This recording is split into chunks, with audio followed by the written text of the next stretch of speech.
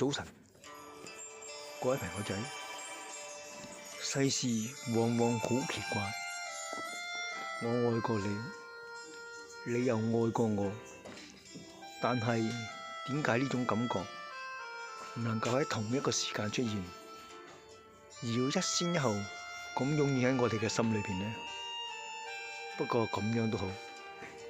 我哋都可以喺對方嘅心裏邊留下咗個美麗嘅影子，俾我哋偶然咁去懷念一下。風飄過濺起飛花幾片，風過後勾起一串記